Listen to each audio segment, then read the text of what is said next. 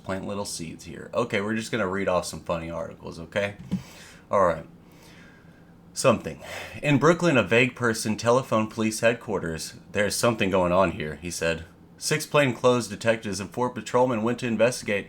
Presently, the vague person again telephoned police headquarters. You'd better send some more policemen, he said. There are a lot of men in the yard, and they've got flashlights. They're policemen, he was told. They're not, he retorted. I can't see any uniforms. The detectives failed to discover something going on. Spoons. In Norfolk, England, lives an old woman with 20 spoons, the handles of twisted silver. 10 small spoons are made of the fingernails of her late husband. 10 large spoons of his toenails. Okay, Biloxi, Mississippi. This should be good. In Biloxi, Mississippi, the United States Marshal was ordered by a writ of sequestration to seize and bring into court a 75-ton dead whale, as to the ownership of which there was a legal contest on. Of course, in Biloxi, Mississippi. Of course. Insomnia. In Los Angeles, the State Bureau of Furniture and Bedding Inspection was summoned by a man who suffered from insomnia to complain about his newly restuffed mattress. Inspectors ripped open the mattress, found it had been restuffed with a 5-pound slab of concrete, 4 old suits of underwear. The State Bureau of Furniture and Bedding Inspection. Wow. I bet there's some really important people in that. Okay. Porky. Off Ocean Park, California, one Porky Jacobs sat in an anchored floating barrel, stuck out his bearded face after more than 100 hours, announced himself world sitting in a floating barrel champion. Good job, Porky.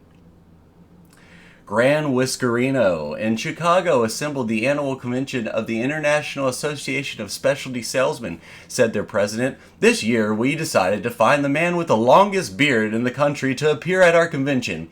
He then introduced Hans W. Langseth, 77, of Barney, North Dakota. Mr. Langseth carries his 17-foot beard inside his waistcoat in a bag. The specialty salesman conferred upon him the title of the Supreme Grand Whiskerino of the universe.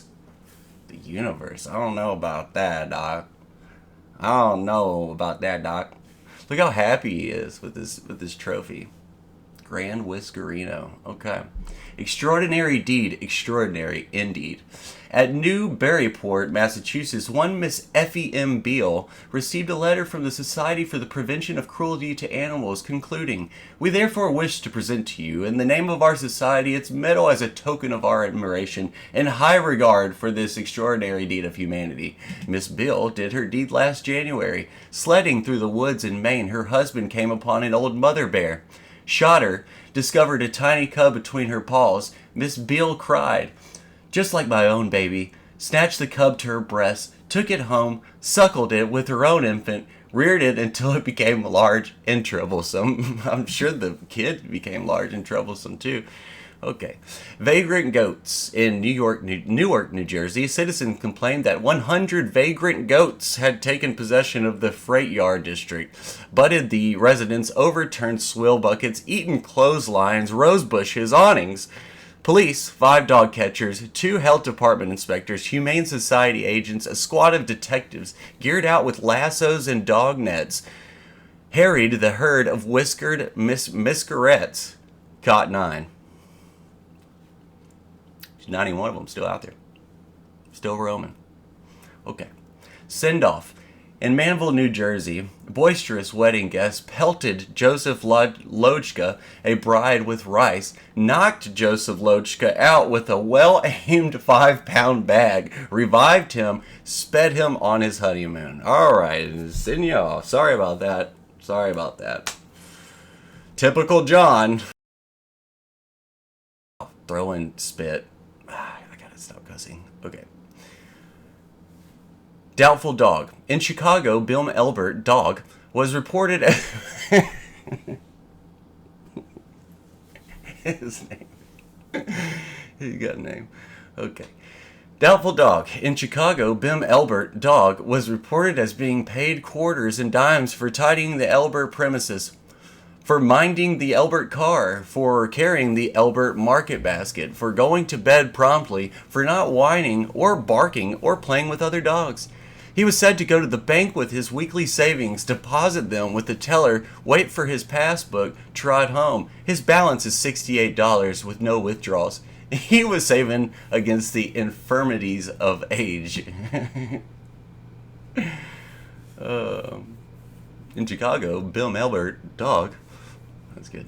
Okay, teeth. Look at this guy. Matthias Blau of Chicago persuaded his wife Helen to have all of her teeth pulled. Then he refused to buy her false teeth because he said it was cheaper to feed her on soup than on solids. Miss Blau went to court, was awarded 2 sets of store teeth, and at least a beef steak a week. Judge Jonas told Miss Blau that he had committed the meanest trick he had ever heard of. That guy's not dead? He didn't die? Oh man, that's it. I should have done more. That was really fun. Okay, well, we're going to move on to the story. Don't know which one I'm going to do yet next, but I'm going to figure it out in like 10 minutes, and then I'm going to read it off to you, okay? Okay. Love y'all.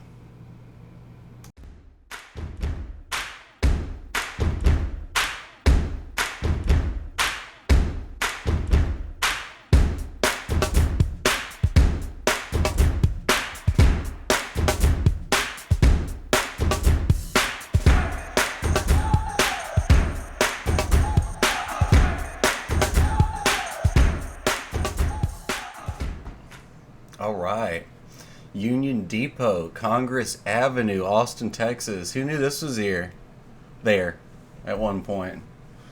1854. I mean, dyslexic much? 1845. 1922. On July 4th, 1845, proclamation of President Anson Jones D. Something, I don't know. I don't know how to fix that picture. But that's cool, right? Look at this. Look at this spire. Look at this little indention here. Like, that thing's hard to make. You know, just even that. Indentions up here. Like, this, like, steeple. It's so difficult. I'm not an architecture. I sell fertilizer. But, you know, I mean, it's gotta be difficult, man. They ain't got no grass up here, though. Losers. Alright, what are we doing? Where are we at? Right here. Alright. This is in my home state of Texas. 14 million gold for one rattlesnake by God dang it. It's a treasure hunt. You know, typical treasure hunt. It's my faves. San Saba mine. Shout out San Saba. It is west of Austin, west of San Antonio area. You know, don't hurt me if I get something wrong on location, but I'm pretty sure probably should have looked at. Let's real time, dude. Real time. I should do this more. San Saba, Texas. San Saba. That's got to be a place. Okay. Where are we at? Where are we going? Where are we going? Where's the map? There's the map. Yep. So, yeah. Okay, so northwest of Austin. Gotcha. Well, it's technically west of San Antonio, so I was close. Just hunted here, Mason, Texas. Beautiful place. Off the Llano River. It doesn't look beautiful here, but I swear, guys, it is. Okay, here we go. Alright. A little map here. Let's see if this is gonna. Okay, we're good. Some pictures down here. Look at this guy. Look at this doofus, shirtless. Oh, look at all these bros. Like, took it off. Like, darn, you look good, dog. Dang. I'm trying not to cuss because I want like to be cool. I think kids would like to watch these, so you know, maybe not watch them, but maybe hear some of the stories. I don't know. We're gonna figure that out as we go. But okay, already I'm gonna shut up. Anything more unpleasant than being bitten by a rattlesnake is difficult to imagine. Only the most vengeful of men could wish that such an accident might befall an enemy. Let's go in a little more. Okay, here we go. Yet, simply because an obscure Mexican named Ricardo Hernandez some time ago became the victim of a rattler's venomous attack, a large party of miners today have visions of uncovering a huge cache. 14 million in gold and silver. 14 million in gold and silver. That is ridiculous. Back of their extraordinary quest are 100 colorful legends about the treasures that are supposed to lie hidden in the soil of the great American Southwest. The scene of the big gold hunt is Bell County, Texas, 28 miles west of the historic town of Salado. The objective of the excavators and miners is the fabled treasure room of the lost mine of the San Saba. At work on the project since June, the men have already discovered the ancient tunnel which they believe leads to the long-secreted fortune. Already they have followed this subterranean passageway 180 feet back and under the cliff, through stone, debris, and cement. It is estimated that only 25 feet of tunnel remain to be cleared. Wow. As interesting as the details of the work is the story of how the party was inspired to this considerable task of boring deep under the surface of the earth. A series of curious coincidences form links in this odd tale, which some experts scoff at, but in which all the men actually engaged in the work have complete faith. In the fall of 1932, Hernandez was employed on the Texas ranch owned by J.F. Pope. While working, he was bitten by a rattlesnake and taken to Georgetown for treatment. There, after being given antidotes, arrangements were made for the humble Mexican laborer to convalesce in the boarding house of an old Mexican woman known as Granny. Ricardo's inability to speak English to the American doctor who was ministering to him made it necessary to secure an interpreter. The man who volunteered was another boarder in the house, Carl Carolinas, on Osage Indian. Patient and interpreter soon became good friends. One day, the Indian asked Ricardo just where in Texas he had been working when bitten. The Mexican replied, near Little Blue Springs, and was amazed to see his new friend almost faint from excitement. "What is the matter?" he asked. The Indian said nothing. But when Ricardo, now fully recovered, started back for the Pope Ranch, Carolina said he would accompany him in hopes of securing employment. Mr. Pope greeted the Osage in kindly fashion, gave him a job, and allowed him to sleep in a room with his own son. Some weeks later, out of gratitude for the kind treatment, he had received Carolina's call. Some weeks later, out of gratitude for the kind treatment, he had received Carolina's called Mr. Pope aside and asked, "Do you know that Little Blue Spring and Big Blue Spring marks the location of the old San Saba mine, which is supposed to contain 14 million in gold and silver treasure?" Pope, of course, knew the legends about the great mine, as does every rancher in this section of Texas, but he never dreamed that the long-lost mine was located so near to his property. Carefully, he listened to the Indian's story. "My great-grandfather, Chief Blue Eagle, was working in the mine at the time it was closed by the Mexican government," Carolinas began. "That was in 1830. More than 300 Indians and Mexicans worked for 6 months at the job of sealing and concealing the immense treasure hidden there. The Mexicans were leaving the mine under orders of the Mexican government because of the approaching Texas Revolution and the fierce guerrilla warfare with Americans that was then going on.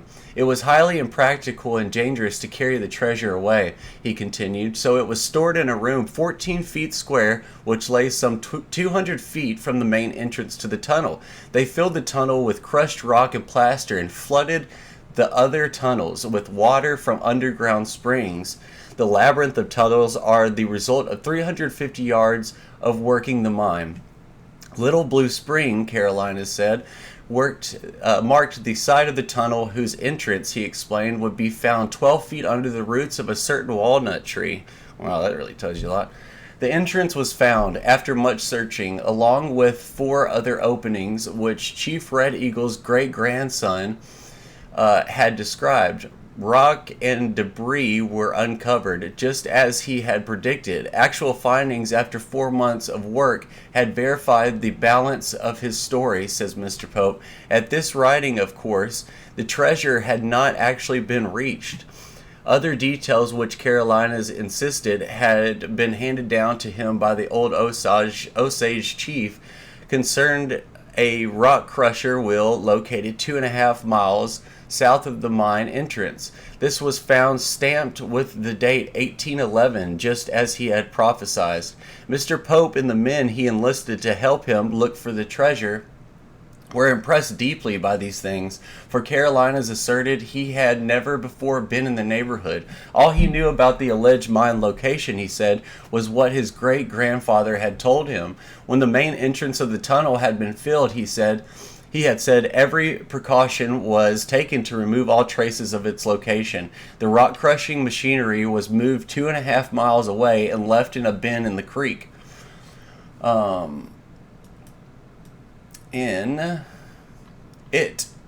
It can probably be still found there with the date 1811 stamped on a big cogwheel. Big Blue Spring marks the locality of the entrance, and 2 miles north is Little Blue Spring. Most elaborate were the devices employed to disguise the entrance. First, it was covered with 3 huge flat rocks placed shingle-wise, and then a considerable area around these rocks was covered with plaster. Next, the plaster was covered with rocks and soil, giving the cliff the appearance of a slope, and a natural one at that. A walnut tree was planted directly over the entrance. The hiders of the treasure expected to come back someday to claim the riches and feared that they might have done their cover-up work a little too well. My great-grandfather was 18 years old when the mine was closed, but he remembered every detail about it, Carolinas continued. Many times before his death, he went over these details with me. I was only a very small boy then, of course. It was his dream that I find the treasure. Once a month, he would take down from the wall a sheepskin map and drill me until I remembered everything on it. That's so cool. All of my life, I've been hunting for the mine, Mr. Pope, the Indian said. I never before told anyone about it because I was not absolutely certain whom I could trust. Then I met you, and I knew at once that you were the type of man who would play absolutely fair with me. Once you have uncovered the entrance, you will find that it is funnel-shaped and high enough for a man to ride through on horseback. It will take much hard work to dig out the crushed rock that blocks the way, and you will encounter much trouble and possibly danger because of the water that fills the whole mine under its rocks covering. But when the crushed rock is dug out and the water is drained away, you will be able to go 100 feet straight back under the hill. Then you will turn to the right and proceed for the same distance. What you will find in the room at the end will pay you 1,000 times over for your trouble. Among the hopeful diggers who joined Mr. Pope and Carolinas are T.J. Nealon of Temple, Texas, shout out T.J., who is acting as trustee of the great project, and W.F. Cullen, shout out W.F., the crew foreman who relinquished a job as railway dispatcher in Temple to direct the activities of the party. Besides the gold and silver bars and coins of immense value, these and the others in the party of 20 men believe they will find in the treasure room a huge golden bull's head, which the Indians once worshipped. Also gold and silver vessels, rifles, bejeweled saddles, and great bags full of Mexican and Spanish coins. Estimates of the value of the treasure vary from large to fabulous sums. The highest guess is the startling figure of $14 million. The excavators, as the work progressed, found that the tunnel ran 100 feet straight back into the cliff, and the turn was also just where the Indians said it would be. But at a distance of about 80 feet beyond this right turn, they encountered the obstacle of water, which impeded their progression for weeks. Water, due to its nature, is often harder to get through than rock. Testimony of this lies in the use of the subterranean walls of water with which the Great Banks of America often surround their bank vaults. I didn't know that. According to old folklore, only one other American has known the secret of the lost San Saba mines, General James Bowie, who made frequent trips from San Antonio to an Osage Indian camp 3 miles east of the mine to the trade with the Aborigines, eventually secured the valuable information. The Redskins had carefully guarded their secret, although they found it convenient to let General Bowie take their gold to San Antonio and sell it. Fearing he would learn about and capture the mine, they always met him at a spot many miles from the hidden treasure. Learning their secret from the warlike Apaches, however, Bowie embarked from San Antonio one day with a band of daredevil adventurers. Within a mile and a half of their objective, so the story goes, the general and his men were attacked by a great band of Osages, and almost all of them were slaughtered. Bowie, the man who had betrayed the Indians, escaped with his life, but died a few weeks later, one of the great heroes of the Alamo, along with Davy Crockett and more than 100 other brave white men. Bowie died without revealing his great secret. Ever since, for over a century, men of all creeds and temperaments have searched and died for the millions of gold believed hidden in the Southwest by Indians. The present search is attracting more attention, it is said, than any other in the Lone Star State's long, dramatic, and colorful history. If the Carolinas story is true, and only the success of the quest can settle the matter one way or the other, a story long considered legend will... legend... It's a legend, will be verified as fact, and one of the brightest chapters in the entire story of treasure hunting will be written, all because of a rattlesnake bite. Of the great Bowie J. Frank Dobie in The Coronado's Children has this to say: Bowie was a master of men and a slave to fortune. He was willing to pawn his life for a chance at a chimerical fortune out on the Nueces and Frio rivers, far beyond the last outpost of settlement. He prospected for gold and silver. In his burning quest for the fabled Spanish mines on the San Saba, he engaged in one of the most sanguinary and brilliant fights of frontier history. 4 years later at San Antonio, he mistook some bundles of hay loaded on Mexican mules for bags of silver and led into the so-called grass fight. Thousands of men have believed and yet believe that he died knowing the location of untold riches. At any rate, dying there in the Alamo, he carried with him a secret as potent to keep his memory fresh. All right. San Saba mines, right? $14 million in gold and silver. What did those guys do with the money? Like, what did they do? Seriously. Like, well, I wonder where that money went. Ricardo Hernandez. I wonder if he started, like, Taco Palenque or something. I joke a lot, all right? If things offend you or whatever, you need to get a sense of humor.